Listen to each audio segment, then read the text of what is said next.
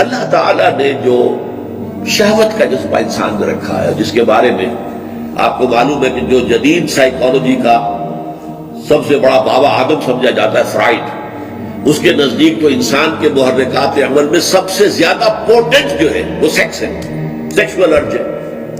ہم اس سے اتفاق نہیں کرتے، اس نے مبالغہ کیا ہے، لیکن اس میں کوئی شک نہیں کہ یہ جو سیکشول ارج ہے یہ بہت کمی ہے، بہت کمی ہے۔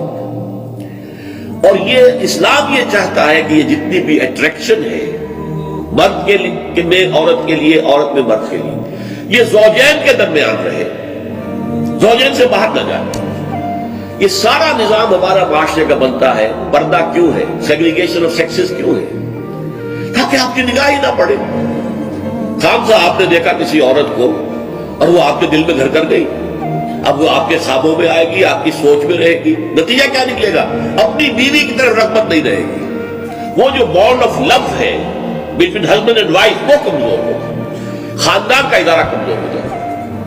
یہ سارا معاملہ جو ہے پردہ ہے، حجاب ہے، ستر ہے، اس کے لیے تفصیلی احکام سورہ نور میں ہے، سورہ احزاب میں ہے۔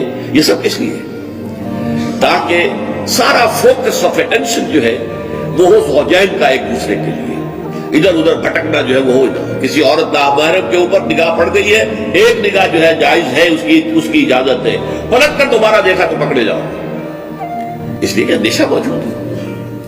یہ سیکس اور سیکشول ارج جتنی مضبوط ہے اتنی ہی اس کی بے راہ روی کا امکان موجود ہے۔ بے راہ روی جتنا بھی پوٹنٹ کوئی ارج ہے اتنی ہی اس کے اندر بے راہ روی کا امکان موجود ہے۔ لہذا پورا معاشرتی ڈھانچہ ہمارا اس لیے بنا گیا to eradicate the social evil of زنا، اس سرے سے نہ رہے، تاکہ جتنی بھی سیکشول اٹریکشن کو زوجین کی اپنے باہر رہے، ان کے درمیان جتنی قوت ہوگی، جتنا محبت ہوگی، جتنا قرب ہوگا، جتنی مودت اور رحمت کے الفاظ قرآن مجید میں آئے ہیں، رحمت اور مودت ہو، ایک دوسرے کے دکھ کو محسوس کرنا ہوتا ہے، ایک دوسرے کی رائے کا احترام کرنا ہوتا ہے، ایک دوسرے کے جذبات کا خیال کرنا ہوتا ہے، یہ ساری چیزیں یہ اگر زوجین کے مابین ہیں تو خاندان